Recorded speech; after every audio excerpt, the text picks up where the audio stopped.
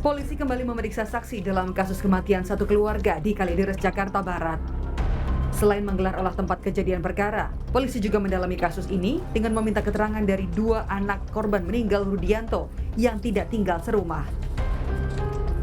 Selain dua anak korban, polisi juga memeriksa ketua RT, satpam, dan petugas PLN. Kemudian kita sudah memeriksa beberapa orang saksi. Di antaranya adalah dua orang anak daripada korban, yaitu anak daripada Pak Rudianto dan Ibu Margaret yang meninggal. Ada dua anak mereka yang tinggal di Bekasi, sudah dilakukan pemeriksaan. Kemudian juga dua orang security, kita ambil keterangan. Kemudian ketua RT dan juga petugas PLN. Untuk mengungkap penyebab dan motif kematian satu keluarga ini, polisi menggelar olah TKP ketiga.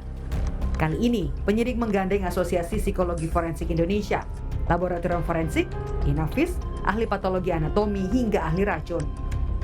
Dari olah TKP ketiga, polisi menemukan gunungan sampah di dalam rumah. Temuan ini dikaitkan polisi dengan sikap keempat korban yang mengurung diri dari lingkungan sekitar. Sore hari ini kita temukan gunungan sampah yang ada di dalam itu. Jadi bisa kita asumsikan sementara ya. Nanti kita ahli yang akan menjelaskan kenapa kok buang sampahnya di dalam rumah tidak keluar. Artinya ini menunjukkan hubungan yang bersangkutan dengan tangga dan lain sebagainya. Apakah sifatnya ini memang mengurung diri dan sebagainya, nih salah satunya.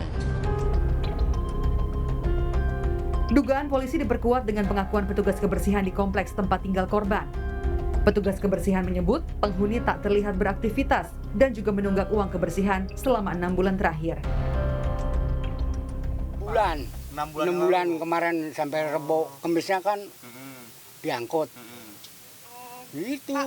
Dari dia kan punya utang 60.000. Oh, berarti selama ini si pihak rumah itu belum pernah bayar uang kebersihan selama 6 bulan? Iya, yang lain pada belum. Ada ngeliat kegiatan nggak sih Pak di rumah, aktivitas di dalam rumah ini? Sepi. Nggak ada.